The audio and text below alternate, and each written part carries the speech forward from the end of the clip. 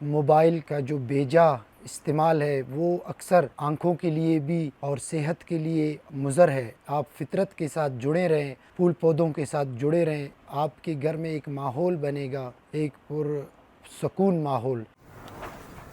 घर के रूफ़टॉप छत पे ये गार्डन मैंने बनाया है कोविड-19 के टाइम पे 7 साल पहले। तो काफ़ी दर्जनों अक़साम हैं हमारे पास, हज़ारों पौधे हैं जिनमें इम्पोर्टेड पौधे भी हैं और हमारे लोकल प्लांट्स भी हैं। उनमें सैकुलेंट्स हैं इम्पोर्टेड और कैक्टस। हमारे पास हैंगिंग प्लांट्स भी हैं जैसे कि फ्रेगरेंस वाले खुशबूदार पौधे भी हैं और पेलरगोनियम्स और जेरेबन, इसी तरह काफ़ी अक़साम हैं हमारे पास पौधों के।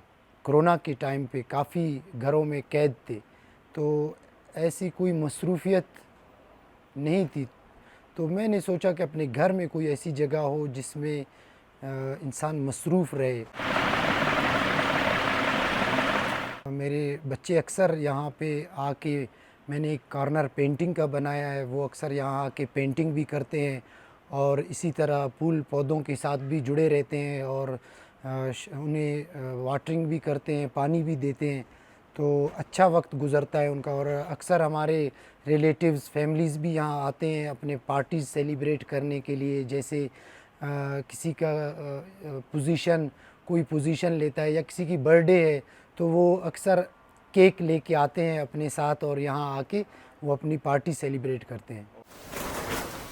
घंटों लग जाते हैं इसमें और सिर्फ़ पानी देने में। जैसे जैसे मैं जुड़ता हूँ इनके साथ, वैसे वैसे ये मुझे महसूस करवाते हैं कि हमें धूप चाहिए या किसी पौधे को साए की ज़रूरत है या कोई पौधा ज़्यादा पानी चाहता है या किसी पौधे को कम पानी चाहिए, तो ये पौधे महसूस करवाते हैं। ये ख़्वाह बेज़ुबान हैं मगर जानदार हैं।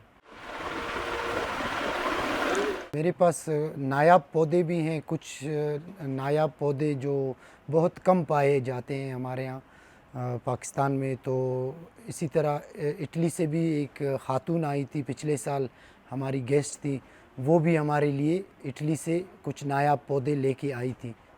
इटली से जो ख़ातून आई थी वो ख़ास पेलरगोनियम पौधे के लिए आई थी जिनके नायाब कलर्स हैं वो मेरे पास थे, तो वो हमसे यहाँ से लेके गए हैं। मेरे साथ एक दो दोस्त और भी हैं जो मेरे साथ फूलों का देखभाल करते हैं।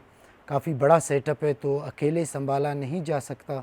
बहुत से हमारे गमले शीशे के हैं, मार्बल के हैं, सेरेमिक पॉट्स हैं, तो वो मैंने वन पीस अलग-अलग करके बहुत से शहरों से इकट्ठा किए हैं और यहाँ लाके अपने नर्सरी में उन्हें एक शक्ल दी है। और इसे सजाया भी मैंने एक आर्टिस्टिक स्टाइल से है, जिसे मैं एक न्यू स्टाइल समझता हूँ।